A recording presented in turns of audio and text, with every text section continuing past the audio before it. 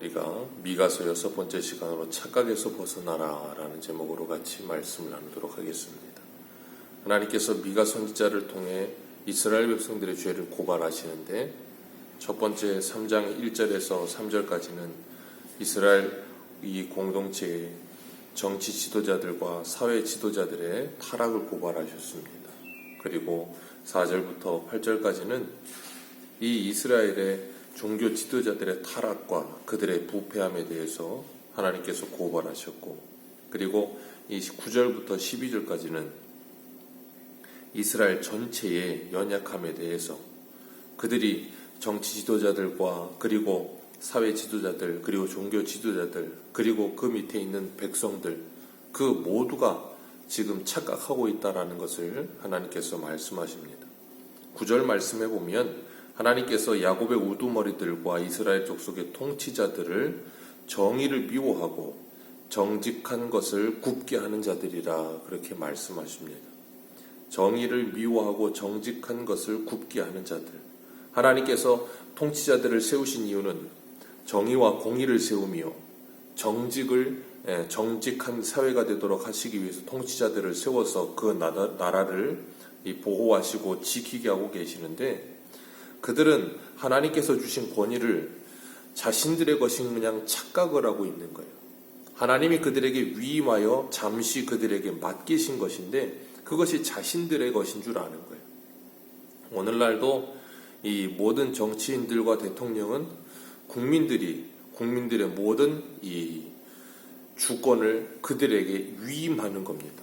그래서 정치인들은 국민들을 대표해서 국회에 모여서 이 민주주의를 지금 하고 있는 거예요.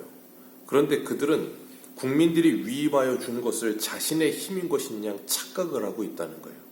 그것이 이스라엘 때나 오늘날도 마찬가지예요. 그래서 오늘날도 고위 공직자들 보면 그런 착각 속에 빠져 있는 사람들이 그 권력과 힘이 자기 것인 양 착각을 하다 보니까 어떤 일이 벌어지냐면, 무슨 사건 사고 터지면 뭐라고 그러냐면 그 경찰관이나 누구를 향해서 내가 누군지 아느냐고 그런 말을 하는 사람들이 많지는 않지만 간혹 있어요. 그런 사람들은 뭐 하고 있는 거예요? 지금 착각하고 있는 거예요. 자기가 누구긴 누굽니까? 사람이죠. 법 앞에 누구도 평등하지 위에 있고 밑에 있을 수가 없어요. 그런데 그런 사람들은 착각하고 있는 거예요. 이미 자신들은 법 위에 있고 일반 사람들 위에 있는 존재인 특권층이라는 착각 속에 빠져 사는 거예요. 그러니까 그렇게 말도 안 되는 소리를 뱉고 있는 겁니다. 그건 이스라엘 이 미가 선지자 때도 마찬가지예요. 그러다 보니까 그들은 착각하여 하나님이 나라를 다스리고 백성들을 보호하며 지키고 나라를 온전하게 하나님의 공의와 정의를 바르게 세우는 나라 되게 하라고 하나님께서 그들에게 모든 것을 위임하셨는데, 그 힘을 가지고 그들이 뭘 했어요? 백성들의 고열을 짜고 백성들의 살을 바르고 그래서 자신들의 배를 채우는 그런 죄악을 저지르고 있는 것입니다. 그것이 바로 이 정치 지도자들의 착각이었어요.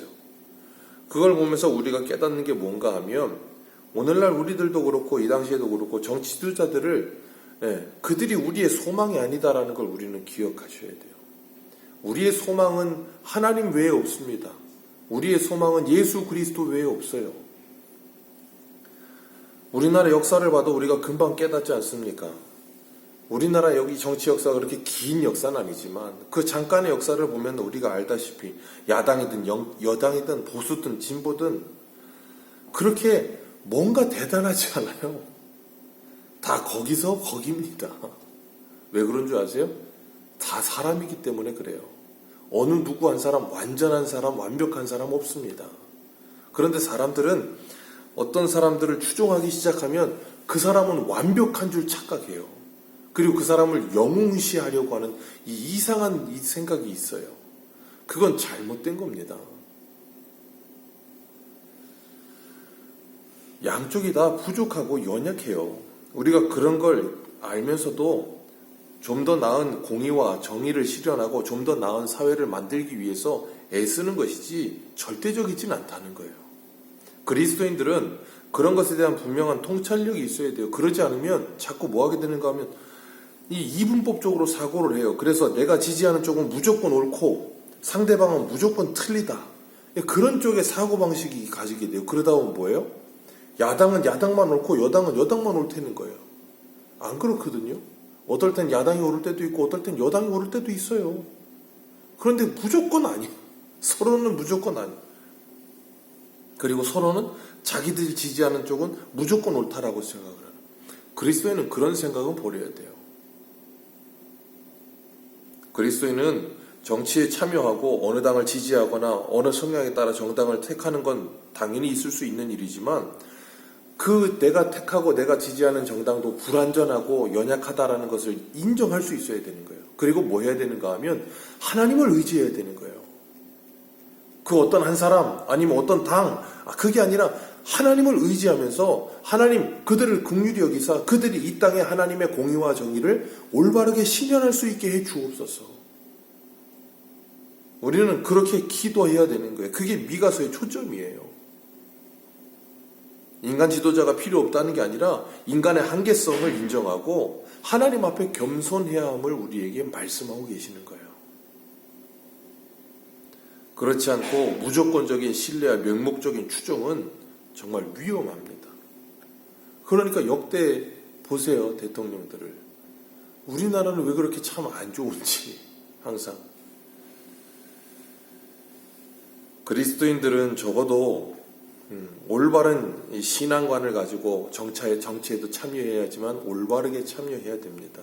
11절에 보면 우두머리들은 뇌물을 위하여 재판을 하며 선지자들은 돈을 위하여 점을 치고 제사장들은 삭슬 위하여 교훈한다 그랬어요. 우두머리도 제사장도 선지자도 전부 다 뭘 위해 살아요? 돈. 정치인들, 종교인들, 그냥 돈이에요, 돈. 만몬이 신이 되어버린 돈 때문에 움직이고 돈 때문에 살고 돈 때문에 하고 뭐든지 다 이유가 뭐예요? 돈이라는 거예요. 돈이 걸려 있어야 뭘 하지 아니면 안 한다는 거예요. 삶의 이유가 목적이 무조건 돈인 거예요. 그런 사회는 비참한 사회가 되는 겁니다. 점점점 비참해지고 점점점 악해지고 점점점 무자비해져요. 근데 참 돈은 힘이 세죠. 사람을 노예화시킵니다. 뭐 예전에 계시록에 그 666 무슨 뭐 표를 받는다고 베리칩이니 뭐니 그런 참 사람의 몰라서 그래요. 사람은 베리칩을 안 꽂아도 돈으로 얼마든지 사람을 조종할 수 있어요. 근데 그 사람들은 베리칩을 꽂아야만 사람을 조종하는 줄 착각이에요. 사람이 그렇게 하지 않습니다. 사람은 이 물질과 욕심과 그 탐욕을 건드리면 사람은 얼마든지 조종할 수 있습니다. 그 만몬이 얼마나 힘이 센지 몰라요. 그래서 예수님께서 뭐라 그러세요? 오죽하면 하나님과 돈을 겸하여 섬길 수 없느니라. 돈을 사랑함이 뭐라고요? 일만하게 뿌리가 되느니라. 돈을 사랑하기 때문에 모든 일이 벌어지는 거예요. 정치 지도자들, 제사장들, 선지자들 전부 다 무엇 때문에요? 돈 때문에. 그것 때문에 망가지는 거예요. 그렇기 때문에 이 제사장들도 거짓말을 하고 선지자들도 거짓말을 하며 착각을 하고 있는 게 뭐예요? 이 11절 같이 한번 읽습니다. 11절입니다. 시작.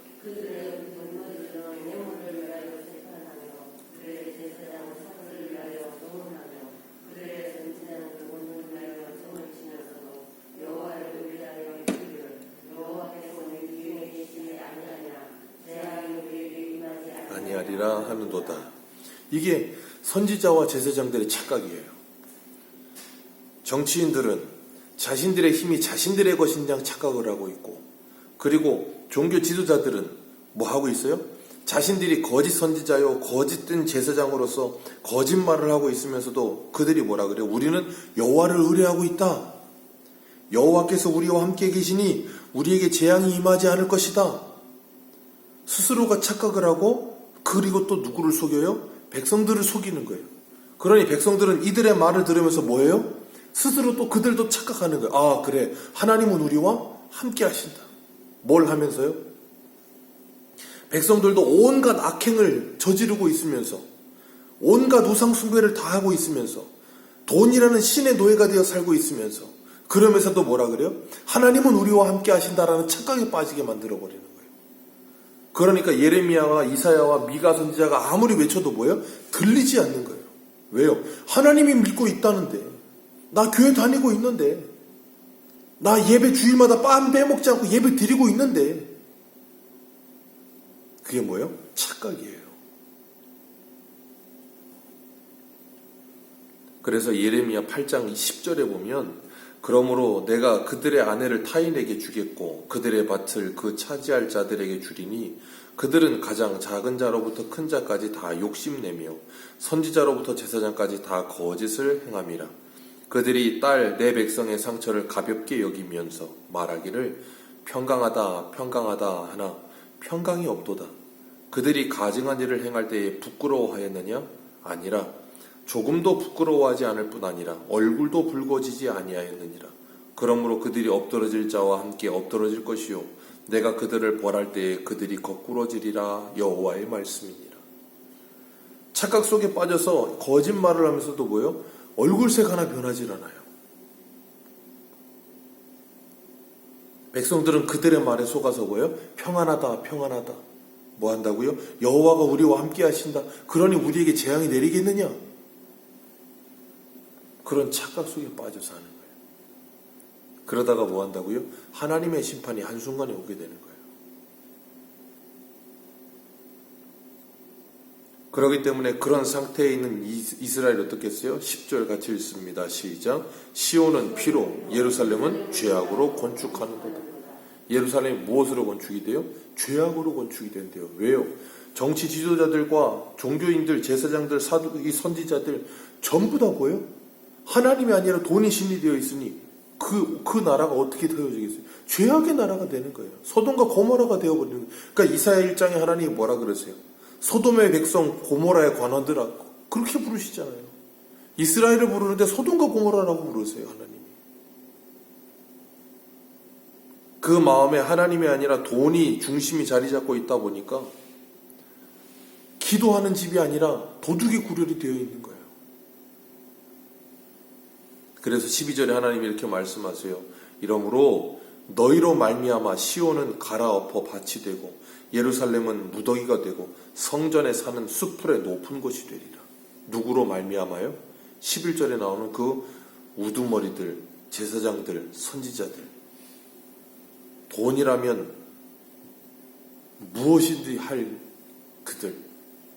그 돈을 사랑하는 그들 때문에 시온이 갈아엎어지고 예루살렘이 무더기가 되리라.